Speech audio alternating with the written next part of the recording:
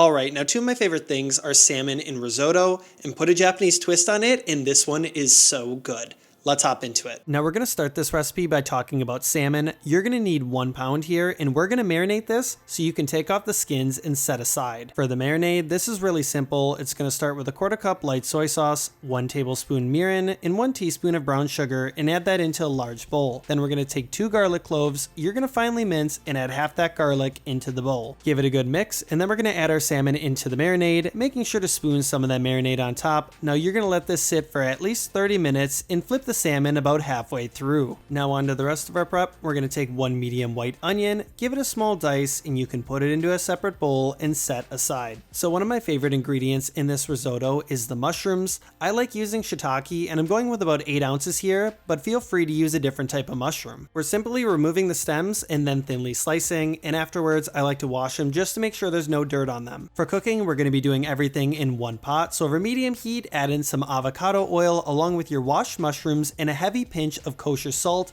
and start stirring and cooking for a few minutes. The goal here is to cook down these mushrooms and have them lose some of that moisture, and you'll know they're done when the bottom of the pot doesn't have any more liquid left, and then you can add in our diced onion along with another heavy pinch of salt. Saute these onions for about 2 minutes until they're nearly translucent, at which point we'll add our garlic from earlier, saute for another 30 seconds, and for some extra flavor, I like to add some light soy sauce and give it a stir. Now add 1 cup of arborio rice and give it a good stir, and we're going to have this toast for at least a minute. This is going to help us get some of that texture that we're really looking for in this risotto. Then we're going to add in a healthy glug or about a half cup of a dry white wine such as Chardonnay into the risotto, give it a stir, and then bring this to a simmer. Let this cook for a few minutes until all the alcohol is burned off, and you'll know it's done when it no longer burns your nose. Now behind the large pot, I've had 6 cups of warm chicken stock infused with 1 tablespoon of white miso paste, and we're going to slowly add this into the risotto 1/3 to a half cup at a time. The most important thing when making risotto is that you're constantly stirring and only adding in more of that chicken stock once a lot of that liquid has infused into the rice. It truly takes some patience as we're just trying to find that perfect balance between being too soupy and also being too dry. Now in between stirring your risotto, or if you can pass that off to someone that you're cooking with, we're going to fry this salmon. So in a large fry pan over medium-high heat, add in some avocado oil in both pieces of salmon and cook for 3 minutes on this first side. Then you can flip and cook for another 2 to 3 minutes until done, and just make sure these rest for at least 5 minutes. Back to the risotto, we're getting close to being done here. You'll know it's finished once it has an al dente type feel, but if you need to cook it a little bit longer, just use more chicken stock or more water if you need. For final touches, you're going to kill the heat and then add 2 tablespoons of cold unsalted butter and give it a stir until the butter has fully melted, and then we're going to season to taste with some kosher salt and black pepper. For presentation, I've got a nice easy one here. We're just adding some risotto to the plate and then taking that beautiful piece of salmon and adding it right on top. And for garnish, I'm adding some sliced green onion on top along with a sprinkle of sesame seeds, and there you have it, your dish is done. If you guys liked the video, please like and subscribe, and I'll catch you in the next one.